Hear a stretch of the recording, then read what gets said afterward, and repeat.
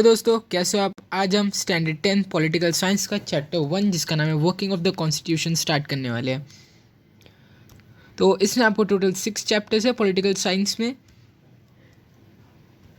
तो एक एक करके चैप्टर वाइज मैं सारे वीडियोस लेक्चर्स में अपलोड कर दूंगा। और इससे पहले मैंने हिस्ट्री के भी 2 चैप्टर्स एक्सप्लेन कर दिए हैं, आप उन्हें देख सकते हो। ये यहाँ पे इस वीडियो के कमेंट सेक्शन और डिस्क्रिप्शन बॉक्स में मैं एक प्लेलिस्ट का लिंक दूंगा, जिसको अगर आप क्लिक करोगे आपको 10th के सारे वीडियोज़ मिल जाएंगे। तो वीडियो स्टार्ट करने से पहले अगर आप चैनल पर नए हो तो चैनल को सब्सक्राइब करो और बेल आइकन को प्रेस करो ताकि आपको हमारे सारे नए नए वीडियोस मिले। तो चलो इसको स्टार्ट करते हैं। तो क्या दिया यहाँ पे कि the text books of political science till now have helped us to take an overview of local government. मतलब कि अब तक हमने जो भी पॉलिटिकल साइंस की टेक्स्ट बुक बनी है वो हमें एक ओवरव्यू देते हैं, मतलब कि ओवरव्यू देते हैं किसका, लोकल गवर्नमेंट का। मतलब कि लोकल गवर्नमेंट में फंक्शनिंग कैसी होती है, उनके पास पावर कैसे रहती है, और उनके अगर हम देखें ग्राम पंचायत, ज़िला परिषद, ये सब क्या हमारे लोकल गवर्नमेंट्स। तो इनको जो ग्राम पंचायत है वो कैसे इलेक्ट होते हैं, वो कैसे एक विलेज के ढेर सारे जो फंक्शन रहते हैं उनको कैरी आउट करते हैं, उस विलेज की डेवलपमेंट करते हैं। तो ये क्या था, ये ओवरव्यू था लोकल गवर्नमेंट का, जो हम अभी तक के पॉलिटिकल साइंस के टेक्स्ट बुक से पढ़े हैं। और सिर्फ वही नहीं, उसी के साथ हम लोग ने क्या पढ़ा, values and philosophies of Indian constitution.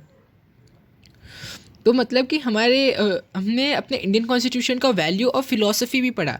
इसका मतलब क्या है कि समझ लो हमारे इंडिया का जो कॉन्स्टिट्यूशन है उसका मेन एम क्या है, एक सेक्युलर गवर्नमेंट बनाना जहाँ पे हर किसी को, हर सिटीज़न को राइट मिले, और उसके जेंडर पे डिस्क्रिमिनेशन ना हो, और साथ ही साथ उसके कास्ट, रेस, रिलीजन, लैंग्वेज, किसी पर भी डिस्क्रिमिनेशन ना हो, उसको इक्वल राइट्स मिले। तो ये हमें कैसे पता चला, ये हमने जो पॉलिटिकल साइंस की टेक्स्ट बुक्स को स्टडी किया था इससे हमें पता चला। और हमारे कॉन्स्टिट्यूशन के जो गवर्निंग स्ट्रक्चर्स है, मतलब कि कैसे उसका स्ट्रक्चर है गवर्नमेंट का, कि एक सेंट्रल गवर्नमेंट रहती है जो पूरे नेशन को कंट्रोल करती है, फिर उसी की पावर डिवाइड होती है स्टेट में, फिर ऐसे ही और भी बहुत सारे स्ट्रक्चर्स होते हैं हमारे कॉन्स्टिट्यूशन के। ये तो हमारे इलेक्शंस का स्ट्रक्चर है कि इलेक्शन होने के बाद कैसे सारे पार्टीज़ के पास पावर डिवाइड होती है। कि समझ लो ये जो है ये हमारी सेंट्रल गवर्नमेंट है, कि जो एक पूरे नेशन को, समझ लो अभी की करंट हमारी सेंट्रल गवर्नमेंट क्या है, बीजेपी। फिर ऐसा तो है नहीं कि सिर्फ बीजेपी अभी पावर में है, हमारे पूरे के पूरे इंडिया में हर स्टेट के पास अलग अलग गवर्नमेंट भी है। तो ये क्या था, ये हमारे इलेक्शन का स्ट्रक्चर था। तो ऐसे हमारे कॉन्स्टिट्यूशन में बहुत सारे अलग अलग सेक्शंस के लिए स्ट्रक्चर्स है, वो भी हम पढ़ते हैं इसमें। और इंडिया की प्लेस इंटरनेशनल रिलेशन में, तो आपको 9th में याद होगा कि इंडियाज़ फॉरेन पॉलिसी, जिसे जवाहरलाल नेहरू ने बनाया था, ये भी हमें कैसे पता चला, तेरे पॉलिटिकल साइंस के टेक्स्ट बुक को पढ़ के। तो आपने 9th में इसको डिटेल में पढ़ा रहेगा। और आगे क्या दिया है, the constitution has declared is objective to establish a secular, democratic and republic government. तो क्या सेक्युलर, मतलब कि सेक्युलर वर्ड का मीनिंग होता है कि इस कंट्री में या इस पर्टिकुलर स्टेट में हर एक सिटीज़न, चाहे वो कोई भी कास्ट, रेस, रिलीजन या लैंग्वेज को बिलोंग करता रहे, उसको इक्वल राइट्स मिलेंगे। जितने एक हाई कास्ट इंसान को राइट मिलते हैं उतने ही उस लो कास्ट इंसान को भी राइट मिलेंगे। डेमोक्रेटिक मतलब कि हमारा जो भी रिप्रेजेंटेटिव है, मतलब कि जो भी prime minister, presidents, chief ministers या और भी जो भी है पॉलिटिकल रिप्रेजेंटेटिव, वो जनता खुद इलेक्ट करेगी। किसी को राइट नहीं है खुद से खड़े होने का, उसको सिर्फ और सिर्फ जनता इलेक्ट करेगी, तभी वो उसे पॉलिटिकल पावर मिलेगी। तो इसे क्या बोलते हैं, डेमोक्रेसी, जहाँ पे आम जनता अपने रिप्रेजेंटेटिव को इलेक्ट करती है, इलेक्शन आम जनता करती है। और रिपब्लिक मतलब कि सबसे पहले हम आम जनता को प्रायोरिटी देंगे कोई भी चीज़ में। यहाँ पर दिया also it has made extremely important provisions to ensure that citizens get all justice and the freedom is protected. तो क्या हमारे जो भी कॉन्स्टिट्यूशन है इसमें सिटीजन्स को सबसे ज़्यादा इम्पोर्टेंस दिया गया है, क्योंकि अगर वो यहाँ पे है तभी सारा कॉन्स्टिट्यूशन, गवर्नमेंट उन्हीं के ऊपर चलती है। तो इसीलिए सिटीजन की जस्टिस और फ्रीडम को प्रोटेक्ट करना बहुत ज़्यादा इंपॉर्टेंट है। तो इसके लिए हमारे कॉन्स्टिट्यूशन ने ढेर सारे इंपॉर्टेंट प्रोविजंस भी बनाए हैं। The Indian Constitution is seen as the means through which a progressive developed society based on social justice and equality will be established. तो आज के ज़माने में हमारा जो इंडिया का कॉन्स्टिट्यूशन है, हम उसे फॉलो करने को क्या मानते हैं, एक ज़रिया मानते हैं। इंडियन कॉन्स्टिट्यूशन को फॉलो करना, उसमें जो भी लिखा है उसको हम फॉलो क्यों करते हैं, क्योंकि हम ऐसा मानते हैं कि इंडियन कॉन्स्टिट्यूशन एक ऐसा ज़रिया है जिसके हेल्प से हम एक डेवलप सोसाइटी बना सकते हैं जो कि सिर्फ और सिर्फ सोशल जस्टिस और इक्वालिटी के ऊपर इस्टेब्लिश्ड है। मतलब कि वहाँ पे हर एक सिटीज़न को राइट मिलेगा, उसकी जस्टिस और इक्वालिटी को भी प्रोटेक्ट किया जाएगा। तो ये सब कैसे हम लोग अचीव कर पाएंगे? ऐसा नेशन आज भी अगर हम देखेंगे तो जस्टिस और इक्वालिटी हर एक को नहीं मिलती है। तो ये कैसे पॉसिबल है कि हर एक इंसान को ये मिले? इंडियन कॉन्स्टिट्यूशन को फॉलो करके। तो जब से हमें आज़ादी मिली है तब से लेके अब तक हम अपने इंडियन कॉन्स्टिट्यूशन के ऊपर ही चलते आए हैं, और इसी को फॉलो करके हम देख सकते हैं कि हमने बहुत सारी डेवलपमेंट भी अचीव कर ली है। तो आगे यहाँ पे दिया है, the constitution came into force on 26 जनवरी 1950। तो हमें आज़ादी कब मिली थी? 1947 में। 1947 के 15 अगस्त में हमें मिली थी आज़ादी। तो लेकिन हमें 3 साल लगा प्लस 3 इयर्स लगे हमारा एक अच्छा सा कॉन्स्टिट्यूशन लिखने में। और इस कॉन्स्टिट्यूशन को किसने लिखा था? डॉक्टर बाबा साहेब अम्बेडकर। हमें क्योंकि हमें 3 साल क्यों लगे? क्योंकि हमें हर एक चीज़ के बारे में सोचना था, और डॉक्टर बाबा साहेब अम्बेडकर के पास इतना दिमाग था कि उन्हें पता था कि हम हमेशा सिर्फ एक ही कॉन्स्टिट्यूशन को फॉलो नहीं कर सकते हैं, कि टाइम बदलते रहता है, तो उसके साथ साथ सब कुछ बदलते रहेगा। तो इसके लिए डॉक्टर बाबा साहेब अम्बेडकर ने कॉन्स्टिट्यूशन को ऐसे तरीके से बनाया कि हम उसे कभी भी अपने हिसाब से चेंज कर सकते हैं। हम इन द सेंस जो भी सेंट्रल गवर्नमेंट सरकार बनाती है पूरे नेशन की, वो कॉन्स्टिट्यूशन में बदलाव कर सकती है। पर वो बदलाव भी कैसा? हमारे मेन कॉन्स्टिट्यूशन का जो एम है उसको नहीं हटा सकती है, खाली छोटे मोटे चेंज कर सकती है कॉन्स्टिट्यूशन में। तो ऐसे ऐसे चेंजेस बहुत ज़्यादा इंपॉर्टेंट रहते हैं, क्योंकि पहले का ज़माना और अभी का ज़माना बदलते जा रहा है। तो देखो यहाँ पे दिया भी है, and since then the government has been working in accordance with the principles of constitution. तो मैंने कब बोला था? जब 1950 पहला इलेक्शन कभी हुआ था? साल 1951 से 1952 में। तो तभी से लेके अभी तक 2022 तक हम अपने इंडियन कॉन्स्टिट्यूशन को ही फॉलो कर रहे हैं। हम किसी और कॉन्स्टिट्यूशन को फॉलो नहीं कर रहे हैं। जो उतने सालों पहले बनाया गया था उसे हम आज भी फॉलो कर रहे हैं। यहाँ पे आगे दिया, in this chapter will take a brief overview of the wide ranging nature of Indian democracy. तो जाहिर सी बात है, हमारी Indian constitution largest democracy in the world है, तो हम इसके wide range nature of wide range को देखने वाले हैं कि इसका स्कोप कहाँ कहाँ तक फैला हुआ है हमारी इंडियन डेमोक्रेसी का। तो इतनी बड़ी गवर्नमेंट है, तो इसको कैसे कैसे इसकी पावर को डिवाइड करना है, कैसे कैसे सब तक सोशल जस्टिस पहुँचानी है, हर एक इंसान को सोशल जस्टिस देनी है, मतलब सामाजिक जस्टिस, मतलब हम इसको बोल सकते हैं सामाजिक न्याय, मतलब सभी को न्याय मिले।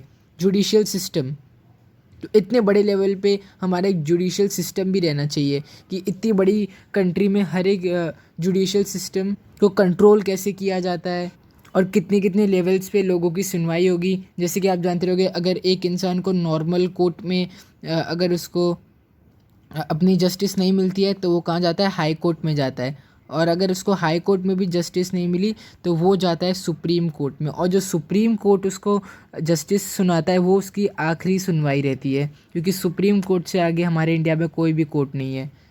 तो ऐसे ऐसे जो भी हमारे फंक्शंस है जुडिशियल सिस्टम को, हम लोग वो भी पढ़ेंगे।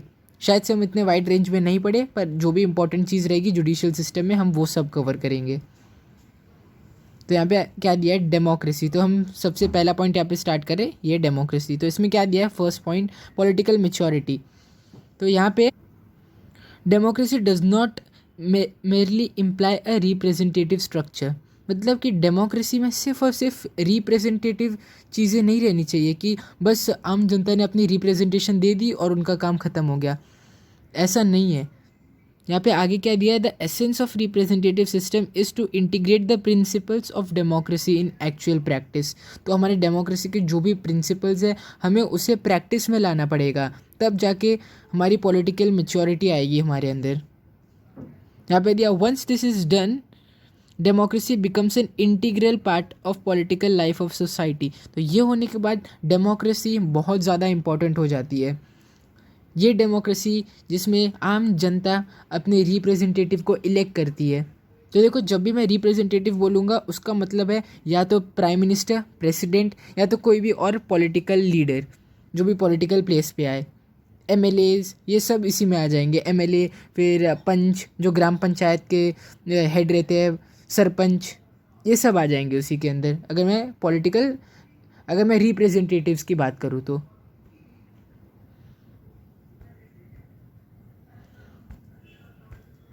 Accordingly the Indian people have direct representation in parliament. तो आपको तो पता ही है।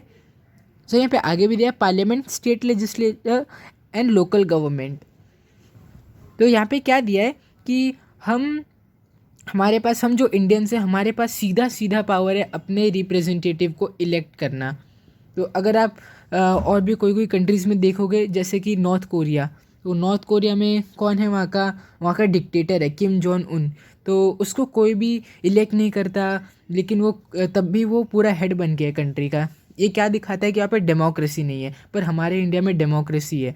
इसलिए हम इंडियंस के पास सीधा सीधा रिप्रेजेंटेशन है पॉलिटिक्स में, क्योंकि अगर हमने जिसे चूज़ किया वो पॉलिटिकल रिप्रेजेंटेशन लेगा, और जिसको हम लोग ने चूज़ नहीं किया वो पॉलिटिकल इलेक्शन से बाहर हो जाएगा।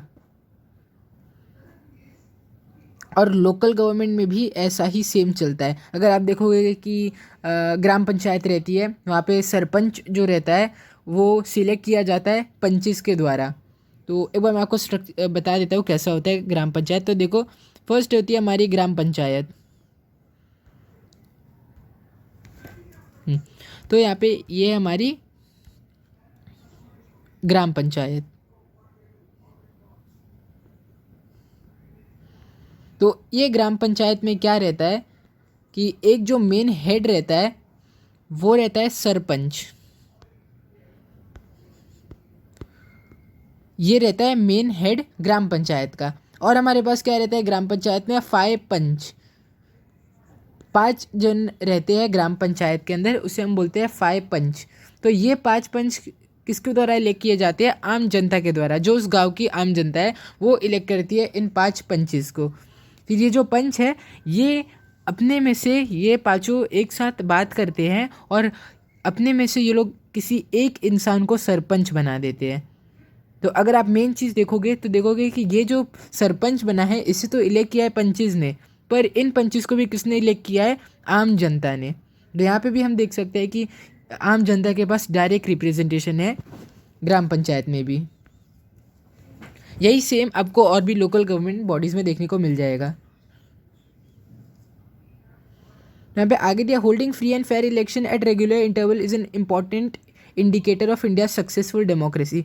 तो हम हमेशा फ्री और फेयर इलेक्शन होल्ड करते हैं, और इसके लिए हमें बहुत ज़्यादा मुश्किलों का सामना करना पड़ता है। इसके लिए हमारे पास है इलेक्शन कमीशन, जिसका काम ही होता है फ्री और फेयर इलेक्शन कंडक्ट करवाना। अगर इसका मतलब देखेंगे तो आजकल के टाइम पे या फिर पहले के टाइम पे ऐसा था कि आम जनता को जब भी कोई भी इलेक्शन होते थे तो आम जनता को जो भी गुंडे थे वो डराते थे, बोलते थे अगर तुमने हमारे लिए या फिर जो भी नेता के लिए उन्हें वोट करवाना पड़ता था, वो बोलते अगर तुमने हमारे लिए वोट नहीं किया या फिर उस नेता के लिए नहीं किया तो हम तुम्हें थ्रेटन करेंगे, हम तुम्हें मारेंगे। तो इसी के डर में आके आम जनता क्या करती थी, ना चाहते हुए भी उन नेताओं के लिए वोट कर देती थी, जो कि सही नहीं था।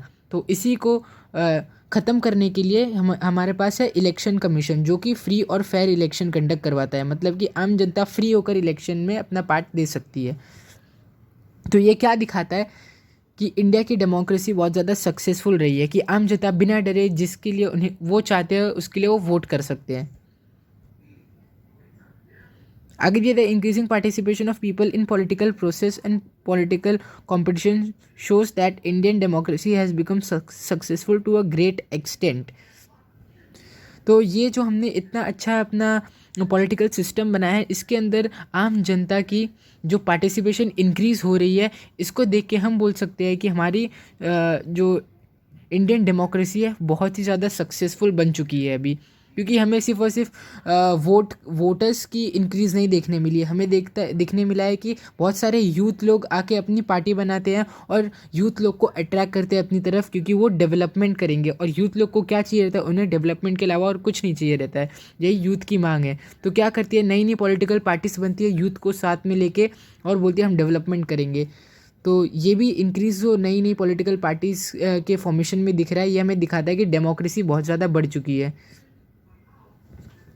आगे क्या दिया, right to vote. The Indian constitution had made the provision for right to vote of adult.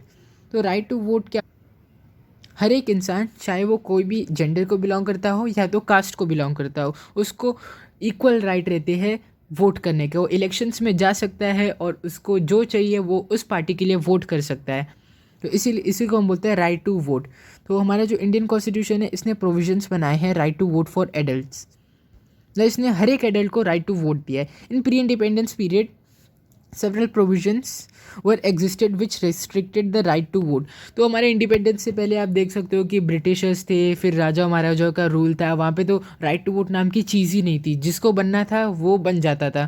कि ऐसे समझ लो कि हमारे एक पीरियड का इंडिया का जो राजा था, ब्रिटिश राजा, वो था किंग जॉर्ज। तो किंग जॉर्ज ऐसा तो था नहीं कि 5 साल बाद कोई और किंग आ जाए जिसे आम जनता इलेक्ट करे, ऐसा तो था नहीं। वो जब तक जिंदा था उसने पूरे इंडिया पे राज किया। तो ये दिखाता है कि वो टाइम पे राइट टू वोट नाम की चीज़ ही नहीं थी। आगे क्या है, ये ऑल सच प्रोविजंस वर कैंसल्ड आफ्टर इंडिपेंडेंस। तो जब हमें इंडिपेंडेंस मिला, हमने ये सब कैंसिल कर दिया। हमने बोला कि आम जनता ही अपने रिप्रेजेंटेटिव को इलेक्ट करेगी, कोई भी खड़ा होकर खुद से कोई भी पावर नहीं ले सकता है। And the Indian constitution guaranteed adult suffrage. Adult suffrage, इस वर्ड का मीनिंग क्या होता है कि हर एक एडल्ट, मैंने आपको पहले इसका स्टार्टिंग में मीनिंग बताया, पर मैं ये स्पेसिफाई करके बताता हूँ कि इस वर्ड का ये मीनिंग है कि हर एक एडल्ट, चाहे वो कोई भी कास्ट को बिलोंग करता हो, चाहे वो उसकी कोई भी लैंग्वेज रहे, या उसका कोई भी जेंडर रहे, और भी चीज़ों को हम अकाउंट में ले सकते हैं, पर ये 3 चीज़ सबसे ज़्यादा इम्पॉर्टेंट है। चाहे उसका कास्ट कोई भी हो, लैंग्वेज कोई भी हो, या जेंडर कोई भी हो, उसको इक्वल राइट है इलेक्शंस में जाकर वोट करने के। तो वापस एक बार स्टेटमेंट पढ़ते हैं। The Indian constitution has guaranteed adult suffrage by giving the right to vote equally to both men and women. तो एडल्ट सफरेज का मीनिंग ही यही हो गया कि मेन और वुमेन को इक्वल राइट्स है वोटिंग के, अबव 21 ईयर्स ऑफ एज। तो पहले क्या था, जो भी 21 से ऊपर के है, 21 ईयर्स से ऊपर के, सिर्फ उन्हें ही पॉलिटिकल इलेक्शंस में जाकर वोट करने का राइट था। पर क्या हुआ बाद में, the voting age was later reduce from 21 to 18 years.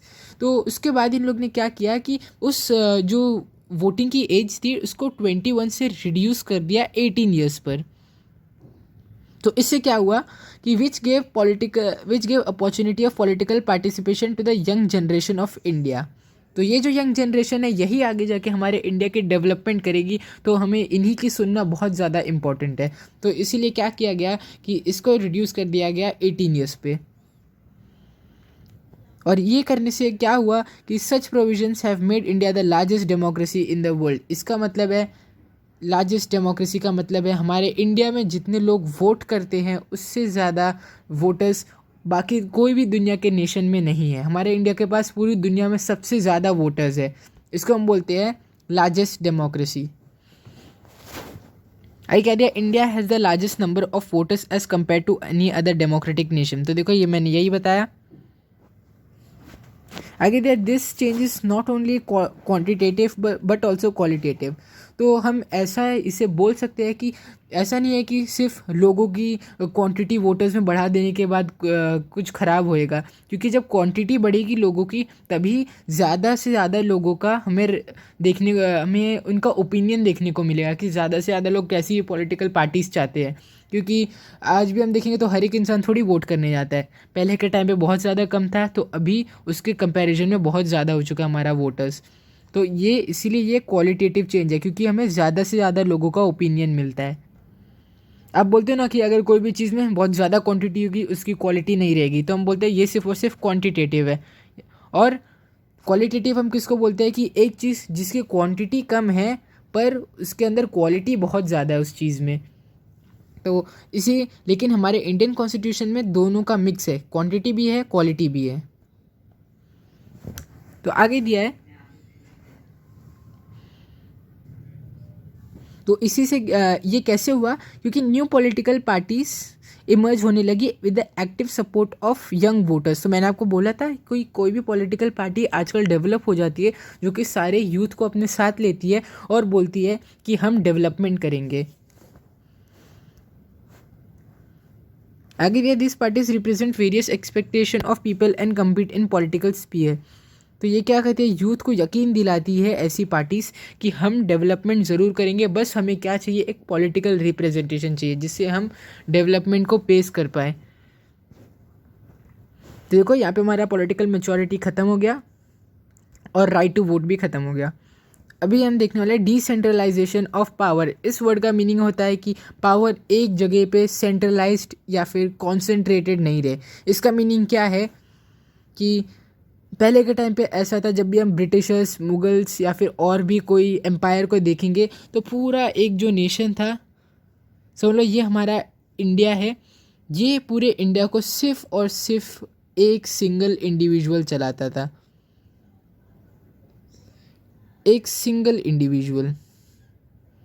तो इससे क्या होता था कि इस इंडिविजुअल के पास जब पूरे नेशन की पावर रहती थी तो ये बहुत ही ज़्यादा ऑब्वियस है कि वो उस पावर का मिसयूज़ कर सकता है। तो अगर गलती से भी किसी को इतनी पावर दे दी जाए तो एक्सप्लॉइटेशन आम जनता का फिक्स्ड रहता है। इसके लिए हमने क्या किया, हमने अपनी हिस्ट्री में देखा है कि सेंट्रलाइजेशन ऑफ पावर बहुत ही ज़्यादा बुरा रहता है आम जनता के लिए, इसलिए हमारे कॉन्स्टिट्यूशन ने पावर को डिसेंट्रलाइज कर दिया। मतलब कि हमारे इंडिया में आज अभी फ़िलहाल हमारे सेंट्रल गवर्नमेंट है, करेंटली बीजेपी हमारी सेंट्रल गवर्नमेंट बना रही है। और प्राइम मिनिस्टर कौन है इंडिया के, नरेंद्र मोदी, ये हमारे प्राइम मिनिस्टर इंडिया के।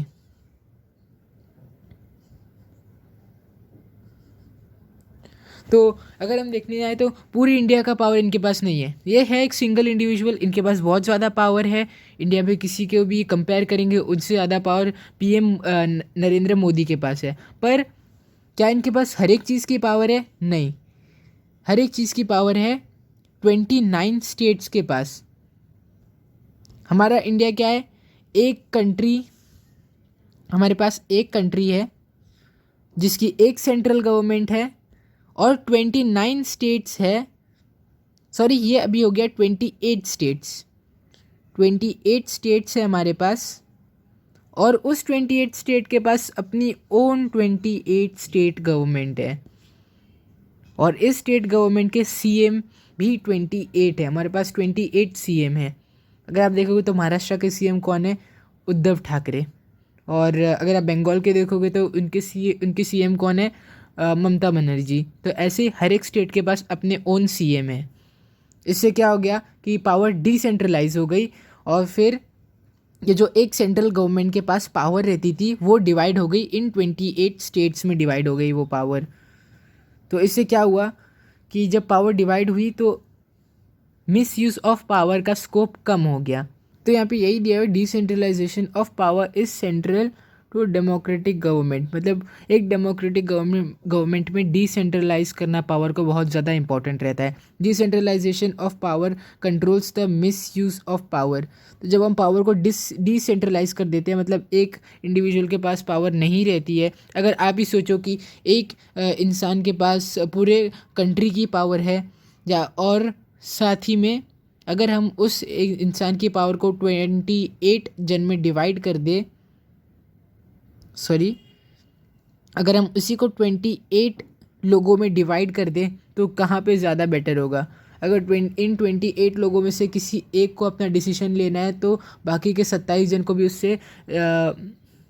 उससे सहमत रहना पड़ेगा, तभी जाके वो डिसीजन ले सकता है। लेकिन यहाँ पे इसका जो मन किया वो डिसीजन ले सकता है। तो इसीलिए डिसेंट्रलाइजेशन ऑफ पावर हमेशा एक बेटर ऑप्शन रहता है। And it also create opportunities for political participation of common people. तो देखो जब एक सिंगल इंडिविजुअल के पास पावर नहीं रहेगी और ढेर सारे लोग रहेंगे तो आम बात है कि वो अपने लिए इलेक्शंस करवाएंगे, और वो इलेक्शन को कौन कंडक्ट करेगा?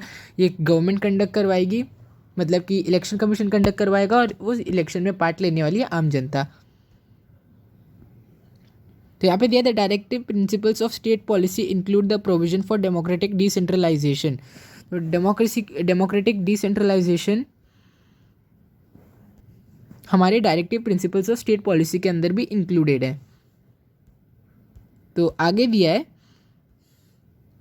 One such important provision is regarding empowerment of local self government make genuine democratic governance a reality.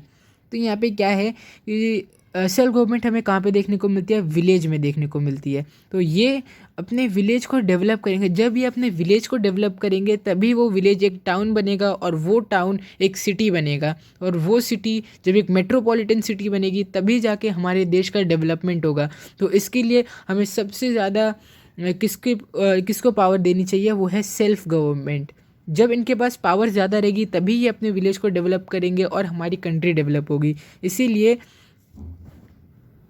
इनको ज़्यादा ऑटोनॉमी मतलब इनको ज़्यादा पावर देना बहुत ही ज़्यादा इम्पॉर्टेंट है।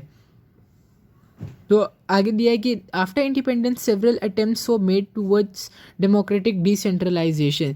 तो जब हमें इंडिपेंडेंस मिला तो हमने बहुत ज़्यादा अटेम्प्ट किया कि हमारी जो डेमोक्रेसी है वो डिसेंट्रलाइज हो जाए, मतलब पावर डिसेंट्रलाइज डिवाइड हो जाए। One such important attempt is the 73rd and 74th amendment of Indian constitution. तो मैंने आपको बताया था कि इंडियन कॉन्स्टिट्यूशन डायनामिक है। हमारे जो डॉक्टर बाबा साहेब अम्बेडकर थे उन्होंने कॉन्स्टिट्यूशन को बनाया इस तरीके से कि हम उसमें चेंजेस कर सकते हैं। तो जो 73rd और 74th चेंज में हमें हमारी लोकल सेल्फ गवर्निंग बॉडीज़ को एक कॉन्स्टिट्यूशनल स्टेटस मिल गया और उनकी पावर्स भी इंक्रीज़ हो गई। तो इसीलिए हम देख सकते हैं कि विलेज की डेवलपमेंट पेस अप हो गई उसके बाद से, जब से इनकी पावर्स इंक्रीज़ करी गई। तो ये यहाँ पे तो आपका अपना ओन ओपिनियन देना है, आप इसको रीड कर सकते हो। तो अभी हम चलते हैं RTI राइट टू इन्फॉर्मेशन पर। तो यहाँ पे क्या है? Citizen empowerment is essential condition of democracy. में सिटीज़न की एम्पावरमेंट करना बहुत ज़्यादा इंपॉर्टेंट रहता है। ऐसा क्यों रहता है? क्योंकि सिटीज़न ही मेन वही इंडिविजुअल है जिसके टैक्स भरने से वो गवर्नमेंट अपने सारे के सारे फंक्शंस कैरी आउट कर सकती है। तो इसीलिए सबसे ज़्यादा प्रायोरिटी हमें देनी है आम जनता को, और आम जनता को गवर्नमेंट जो भी कर रही है आम जनता को वो पूछने का राइट रहना चाहिए। तो इसीलिए क्या हुआ, हमारा right to information act introduce हुआ इंडियन कॉन्स्टिट्यूशन के द्वारा। तो अब अभी हम इसे डिटेल में पढ़ेंगे। It is necessary to create opportunities for citizens empowerment and interaction with the government. तो ये बहुत ज़्यादा इंपॉर्टेंट है कि एक सिटीज़न अपना इंटरैक्शन दिखाए गवर्नमेंट के साथ और उसमें पार्टिसिपेट भी करे गवर्नमेंट के सारे प्रोजेक्ट्स में। Increase communication between citizen and government helps in strengthening the democracy. जब नॉर्मल आम जनता और गवर्नमेंट के बीच का कनेक्शन और कम्युनिकेशन जिसे हम बोल सकते हैं ये स्ट्रेंथन हो जाए तो हमारी डेमोक्रेसी डेवलप होगी। और एक building a relationship of trust between the citizens. तो जब आम जनता और गवर्नमेंट के बीच में इंटरेक्शंस बढ़ेंगे, वो एक गवर्नमेंट को जब आम जनता सवाल करेगी और उसे अपने जवाब मिलते जाएंगे, और जो भी डेवलपमेंट की मांग आम जनता कर रही है उसे वो मिलेंगे, तो क्या होगा कि सिटीजन्स को एक ट्रस्ट हो जाएगा अपनी गवर्नमेंट पे। उन्हें ऐसा ज़रा भी नहीं लगेगा कि उनकी नेशन में करप्शन हो रहा है या तो डेवलपमेंट को निगलेक्ट किया जा रहा है। इसी वजह से उनके बीच में एक ट्रस्ट आएगा और वो फोकस कर पाएंगे हमारी कंट्री के डेवलपमेंट के ऊपर। आगे कहते हैं citizens have a right to know about the functioning of government. तो गवर्नमेंट जिस भी तरीके से फंक्शन कर रही है उसको जानना एक आम सिटीज़न का हक है। अगर गवर्नमेंट कोई भी अपना प्रोजेक्ट कैरी आउट कर रही है, कुछ भी कर रही है, तो आम जन कोई भी खड़ा होकर पूछ सकता है कि ये क्या हो रहा है यहाँ पे, मुझे इसकी इन्फॉर्मेशन दो। ऑब्वियस सी बात है कि हर एक चीज़ का डिस्क्लोजर तो आम जनता को दिया नहीं जा सकता है, पर जितना भी ज़्यादा से ज़्यादा हो सके गवर्नमेंट को, सिटीजन्स को अपना आंसर देना पड़ेगा उनके क्वेश्चंस के लिए। गवर्नमेंट कोई भी काम सीक्रेटली नहीं कर सकती है। तो the government of India get the right to information to citizens of India. इसीलिए क्या हुआ कि सिटीजन्स को तो राइट मिलना ही चाहिए, कोई भी चीज़ गवर्नमेंट के बारे में जानने का उनका हक रहता है। इसी को ईजी करने के लिए हमारे इंडियन कॉन्स्टिट्यूशन ने एक एक्ट ही पास कर दिया जो कि था RTI act, right to information act. तो इससे क्या हुआ कि to ensure transparency and accountability. Transparency मतलब कि छुपा छुपा के कोई भी काम नहीं होगा। अकाउंटेबिलिटी मतलब जो भी काम गवर्नमेंट कर रही है, जो भी काम वो कर रही है उसका आंसर्स उसको सिटीजन्स को देना है, उसको बोलते हैं हम accountability. Which are the hallmarks of good governance. तो आपको याद रखना है transparency and accountability are the hallmarks of good governance. और इसी को प्रैक्टिस में लाने के लिए हमारे इंडियन कॉन्स्टिट्यूशन ने पास कर दिया RTI एक्ट। तो यहाँ पे right to information act has made the government more transparent and reduce the element of secrecy in the working of government. तो इसने क्या किया, हमारी गवर्नमेंट को और ज़्यादा ट्रांसपेरेंट कर दिया। मतलब हमारी गवर्नमेंट अभी को जो भी वो छुप छुपा के काम करती थी वो बहुत ज़्यादा कम हो चुके हैं। और क्या हुआ है कि एलिमेंट ऑफ सीक्रेसी मतलब कि जो भी घोटाले होते थे, जो भी करप्शन हम बोल सकते हैं, या फिर और भी कोई चीज़ होती थी, वो भी बहुत ज़्यादा रिड्यूस हो चुकी है।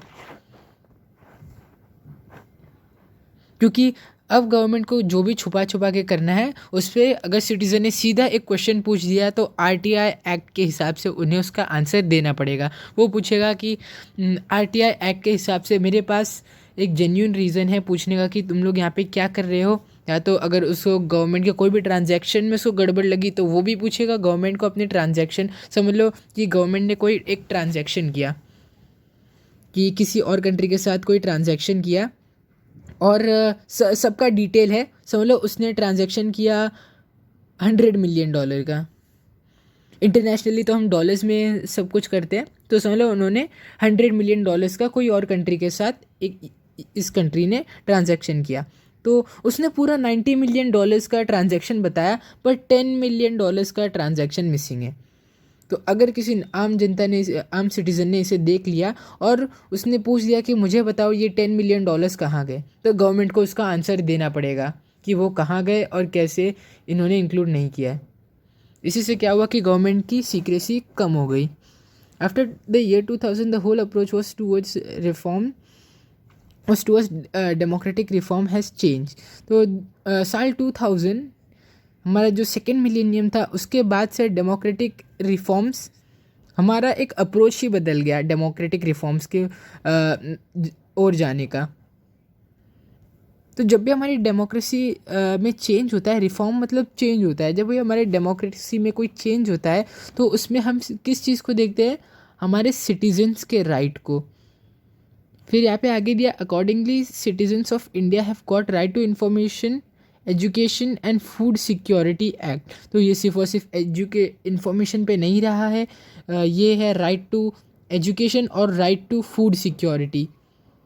तो ऐसे बहुत सारे एक्ट्स हमें और मिल गए आम जनता को कॉन्स्टिट्यूशन के द्वारा। This rights have strengthen democracy in India. इसकी वजह से क्या हमारी डेमोक्रेसी और ज़्यादा स्ट्रेंथन हो गई।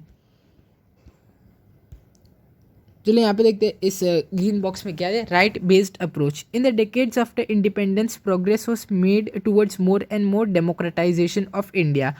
तो इंडिपेंडेंस के बाद जो भी हमारे मेन सरकार का एम था वो था हमारे इंडिया को जितना हो सके उतना ज़्यादा डेमोक्रेटाइज करना, मतलब ज़्यादा से ज़्यादा पावर हमारे आम जनता के हाथ में देना।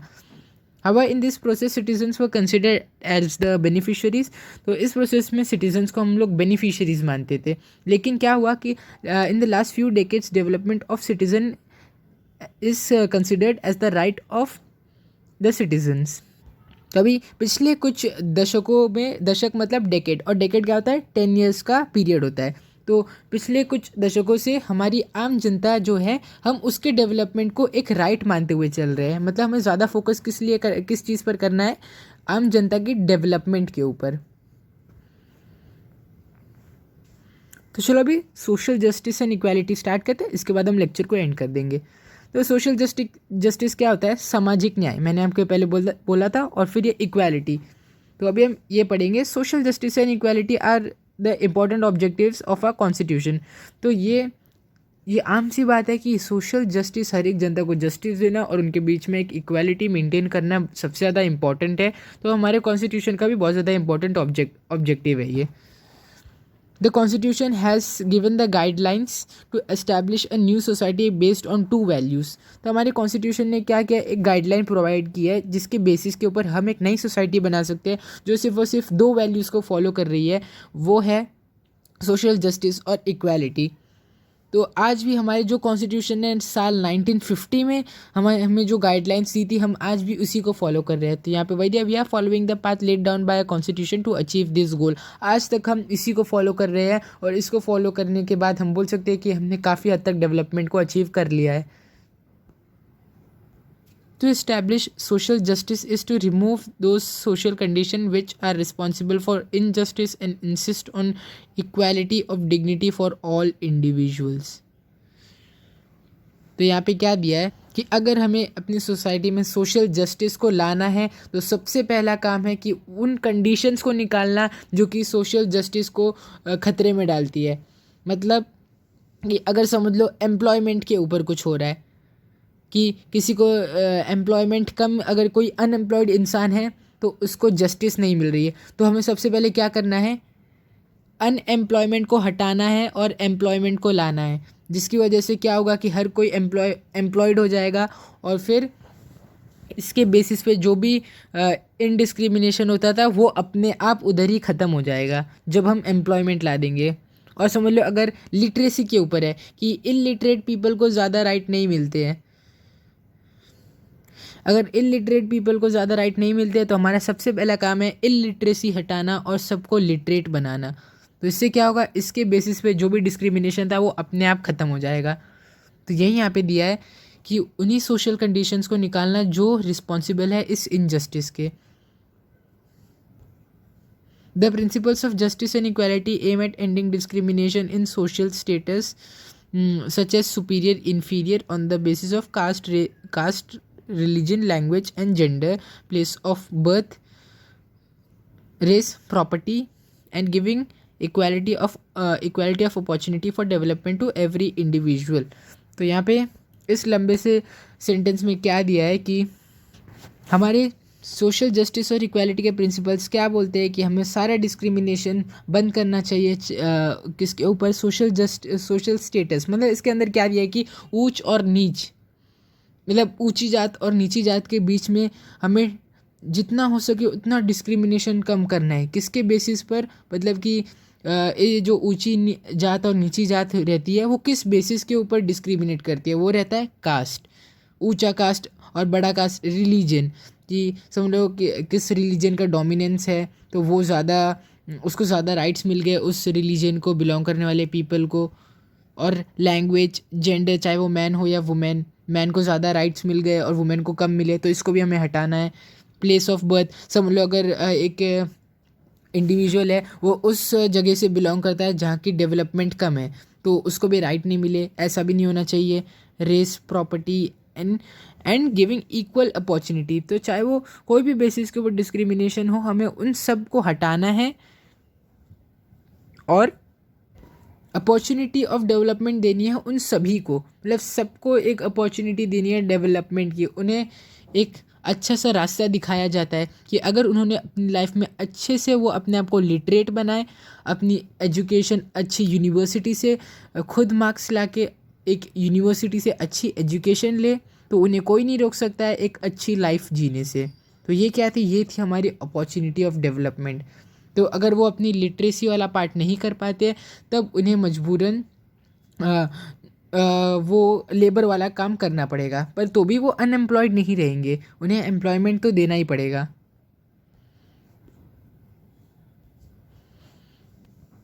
और फिर यहाँ पे to establish justice and equality efforts are to be made at all levels of society. तो ये एस्टैब्लिश करने के लिए सोसाइटी के हर एक लेवल पे, चाहे वो छोटे से छोटा लेवल हो या बड़े से बड़े सोसाइटी के लेवल के ऊपर, हमें हर जगह चेंज लाना पड़ेगा। But the government's efforts and policies on this front are more important. पर यहाँ पे आम जनता उतना ज़्यादा कुछ नहीं कर सकती है। यहाँ पे जो करना पड़ेगा वो गवर्नमेंट ही सबसे ज़्यादा कर सकती है। कि गवर्नमेंट अगर एफर्ट लेके इन स्मॉलर और वीकर सेक्शंस के लिए रिजर्वेशंस दे दी, सब लोग छोटे कास्ट वालों के लिए रिजर्वेशंस दे दी, उनके लिए और भी ज़्यादा राइट्स पास कर दिए कि उन्हें राइट टू एजुकेशन है, हर एक को राइट टू लिटरेसी है, और राइट टू एम्प्लॉयमेंट भी है कि गरीब लोगों को जॉब कंफर्म मिलती है सरकार की तरफ से। अगर ये सब हो गया तभी हमारी ये जो इनजस्टिस है ये ख़त्म हो पाएगी। क्योंकि आम जनता चाहे जितना भी कर ले वो एम्प्लॉयमेंट क्रिएट नहीं कर सकती है, वो गवर्नमेंट को ही क्रिएट करना रहता है। तो ये क्या है, for democracy to be inclusive one must try to bring all the sections of society into mainstream. मतलब ऐसा नहीं है कि एक पर्टिकुलर सेक्शन सोसाइटी का मेन स्ट्रीम में रहे, एक पर्टिकुलर कास्ट रिलीजन या फिर जगह के लोग मेन स्ट्रीम में नहीं रहने चाहिए। हमें हर एक जगह के, और चाहे वो कोई भी कास्ट रिलीजन या जेंडर को बिलोंग करता हो, उस सबको हमें मेन स्ट्रीम में लाना है। Democracy in fact a process of accommodating different sections of society, different sections in society. Democracy का मतलब ही यही होता है कि हमें सोसाइटी के हर एक सेक्शन को इंक्लूड करना चाहिए और उन्हें साथ में लाकर मिलाना चाहिए।